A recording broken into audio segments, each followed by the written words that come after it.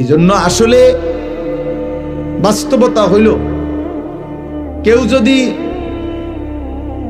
মনে করে যে আমি আখেরাত বুঝিয়ে না, তাহলে তো কোনো সমস্যা নাই। যেমন যে কোনো মেহনত করে না, তার কোনো ভুলে নাই, তার কোনো সমালোচনাই নেই। কারণ তার সমালোচনা একটাই, সে মেহনত করে না। কিন্তু যে কাজ করে তার অনেক সমালোচনা। তো যে মনে করে আখেরাত আমি বুঝিয়ে না, তার তো কোনো টেনশনই নাই। কিন্তু যে মনে করে আখেরাত হবে, আল্লাহর সামনে যেতে হবে, আল্লাহর মুখোমুখি হইতে হবে, আল্লাহ তাআলার কাছে হিসাব দিতে হবে, আমার জিন্দেগির বুঝ দিতে হবে, খোদার কসম তার চিন্তার কোনো শেষ নেই, তার চিন্তার কোনো শেষ নেই। কোরআনুল কারীমের মধ্যে আল্লাহ তাআলা বলছেন, ওয়াল্লাযীনা ইউতুনা মা আতাউ ওয়া কুলুবুহুম ওয়াজিলাতুন আন্নাহুম ইলা রাব্বিহিম রাজিউন।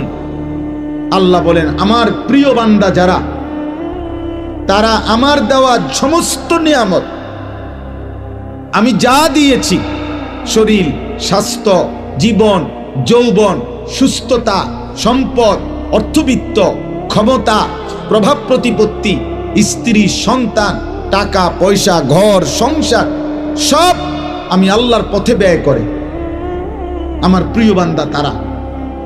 তবে সমস্ত কিছু, এই কথাটা খেয়াল করেন, সমস্ত কিছু আমার পথে, আমার নির্দেশনা মতে ব্যয় করার পরেও যাদের অন্তর সর্বদা আমি আল্লাহর সামনে আখেরাতে মুখোমুখি হবে, আমার কাছে আখেরাতে ফিরবে, এই ভয়ে কাঁপতে থাকে, তারা আমার প্রিয় বান্দা।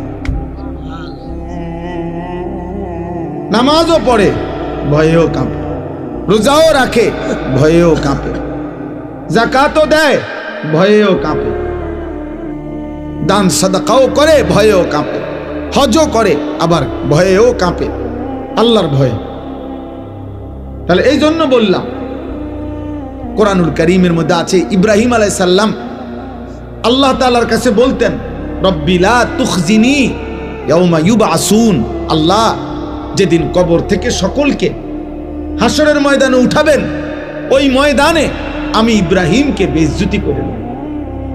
উনি নবী, উনি আল্লাহর খলিল, কিন্তু উনি ভয় করছেন, ভয় করছেন। আমাদের অনেকের কাছে এটা কিছুই না, কিন্তু ইমানদারের কাছে এটা অনেক কিছু।